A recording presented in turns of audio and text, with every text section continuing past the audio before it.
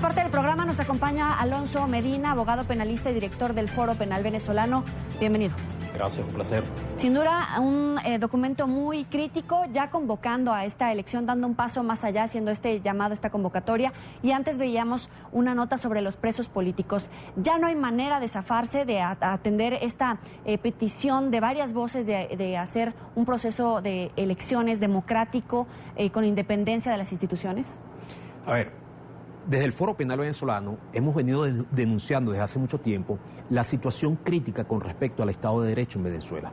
Debemos entender que para que en cualquier país exista democracia, la primera característica que debe darse es la división de los poderes. Nosotros desde el Foro Penal hemos denunciado de forma sistemática, reiterada, la ausencia de la división de los poderes, la ausencia del Estado de Derecho.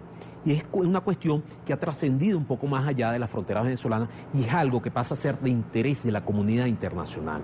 Cuando se ha planteado este debate reciente sobre la activación de la Carta Democrática, no es un tema oposición-gobierno, es un tema de la colectividad, de la comunidad internacional sobre la forma como el gobierno de Venezuela está dirigiendo o se está manejando dentro de toda esta comunidad internacional y la afectación evidente que se le genera a todo y a cada uno de los ciudadanos que vivimos en Venezuela. Esto se ve reflejado en la cantidad de presos políticos, en 115 presos políticos que hay en Venezuela. Esto se ve reflejado en la forma como se han llevado los procesos judiciales de cada uno de estos presos políticos, la constante persecución hacia la disidencia y la falta de madurez política en aceptar el debate político, el debate de las ideas, la falta de madurez en entender que Venezuela requiere de unas elecciones, que hay que recuperar el Estado de Derecho. Al día de hoy tenemos una crisis social muy importante, pero más grave aún es la crisis económica que está viviendo en Venezuela. Yo creo que es un momento que la comunidad internacional reaccione, no en favor del gobierno, no en favor de la oposición, en favor de un pueblo, en favor de una colectividad que a fin de cuentas hay que recuperar, hay que buscar el apoyo hacia los venezolanos. Almagro le da un golpe letal al diálogo porque en este documento dice que es hora de asumir que los largos meses de mediaciones y buenos oficios han tenido resultados negativos y que no es posible continuar amparando la inacción de respetar la evolución de un proceso que perdió toda credibilidad. Ya no hay más espacio para alargar esa agenda de diálogo. A ver, hay que entender que el diálogo como herramienta política es una vía expedita para resolver cualquier diferencia política en cualquier país del mundo.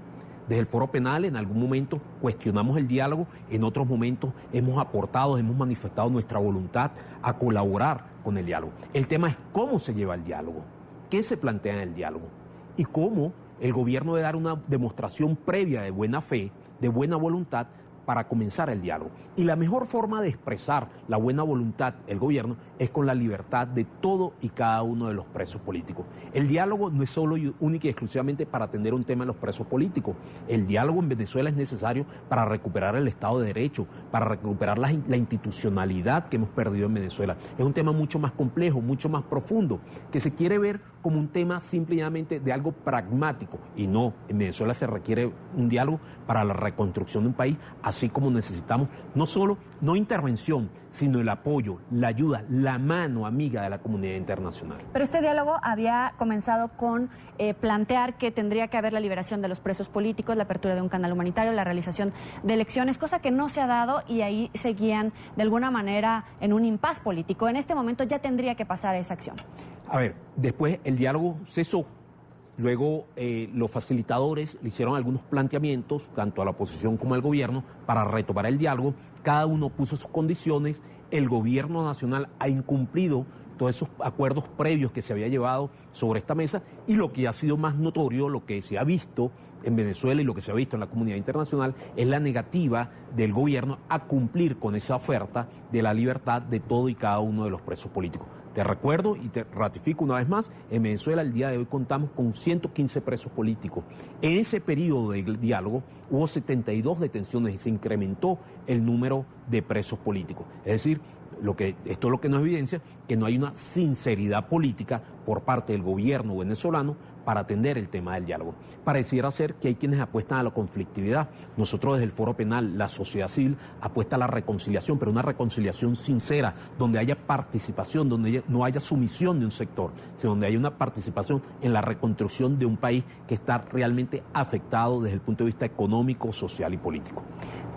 En otra parte de este documento dice que nuestros esfuerzos, refiriéndose a la OEA, deben concentrarse en restaurar el derecho a la democracia al pueblo venezolano conforme a lo que establece el artículo 1 de la Carta Democrática Interamericana.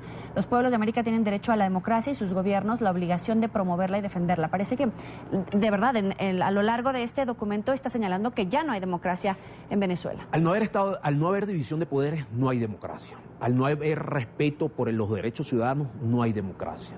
Al no haber una disposición real y efectiva del gobierno a atender las necesidades, a satisfacer las necesidades del colectivo, del pueblo, no puede haber democracia. Tenemos un gobierno con unas características enfocadas a otro sistema, un poco más hacia lo que podríamos calificar como gobiernos dictatoriales, un poco unas cuestiones que caracterizan gobiernos que se alejan mucho de lo que es la democracia como tal. No hay la participación, hay una negativa a convocar elecciones. Para este año deberían estar convocando elecciones regionales. Hay una negativa a mantener, a creer en lo que es a respetar la disidencia política, a generar debate político, y evidentemente todo esto, vuelvo y te repito, afecta la democracia, y la comunidad internacional se ve en la obligación, como actores de este sector, como actores, como parte de la Organización de Estados Americanos, como lo es Venezuela, a atender, a llamar a la revisión de esta normativa. Debemos recordarte que la Carta Democrática no es una instancia o no es un documento suscrito por la oposición venezolana. Cierto. Es el Estado venezolano. Y es el Estado venezolano quien está obligado a cumplir. En algún momento Venezuela invocó la Carta Democrática para un país amigo. Bueno, es la misma cuestión, son los mismos escenarios que hay que atender. No es un tema de traición a la patria, yo creo que es un tema conceptual y de madurez política. Pero no puede haber una pataleta del chavismo para hacer oídos sordos a algo que él mismo firmó. Evidentemente yo creo que ahí entra en juego la mala crianza o los caprichos políticos, la ignorancia y el mal manejo de lo que es la política dentro de este marco geopolítico en el que vivimos hoy en día.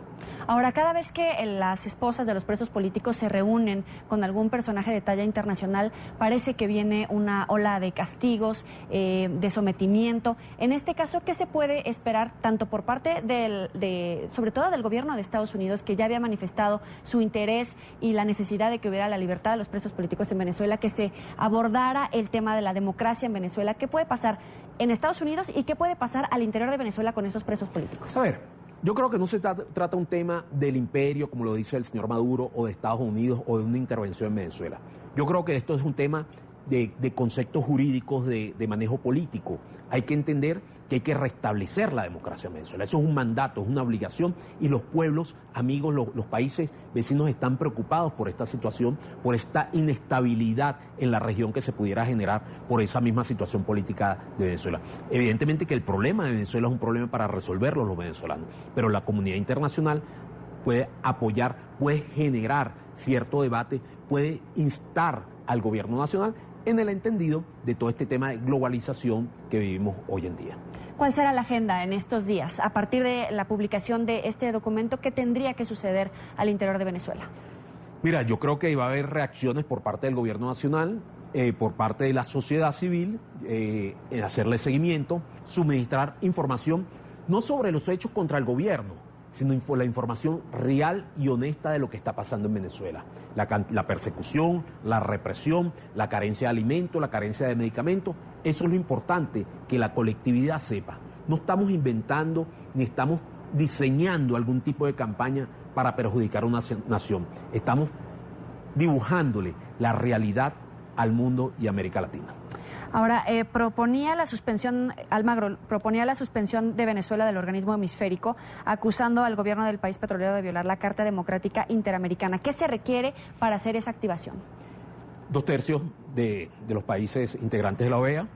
Evidentemente se generará un debate, ya hubo algún escenario, alguna situación el año pasado sobre este aspecto. Sí. También tenemos la realidad con respecto a Mercosur y la Convención de Ushuaia sobre el irrespeto de los derechos humanos, la realidad de Venezuela ante Mercosur. Lo cierto es que hay una turbulencia internacional con respecto a la realidad política y a la forma de gobernar del señor Maduro.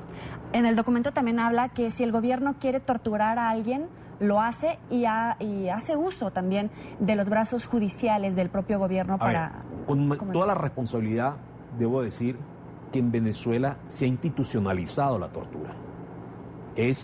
son muchos los venezolanos que han sido torturados. Son muchos los venezolanos que han sido sometidos a torturas por los organismos de seguridad, por los organismos de inteligencia. Pero lo más triste o lo más preocupante no es solo la tortura, sino la inacción por parte de los organismos llamados a investigar este tipo de conducta. Es decir, lo más preocupante es la falta de pronunciamiento por parte de la Fiscal General de la República, del Defensor del Pueblo y de los representantes del Poder Judicial.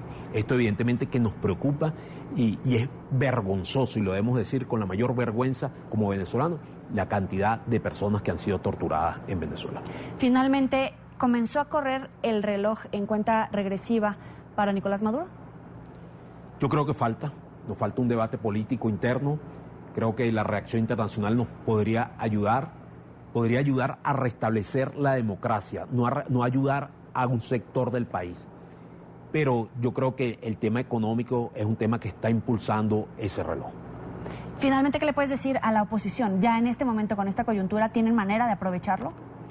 Yo pienso que es un tema no solo de oposición, sino de país. Yo creo que se hace necesario diseñar un plan país en el cual participen los diferentes sectores de la oposición, donde participe la sociedad civil, la comunidad internacional con asesoría o con apoyo a la comunidad internacional y, ¿por qué no?, también oyendo la opinión del gobierno nacional. Y de los presos políticos también. Evidentemente que los presos políticos, los presos políticos deben ser una demostración de buena voluntad de parte del gobierno para demostrarle a la comunidad internacional, a la comunidad nacional, que está dispuesto a corregir y de una u otra manera a trabajar por la reconstrucción de Venezuela.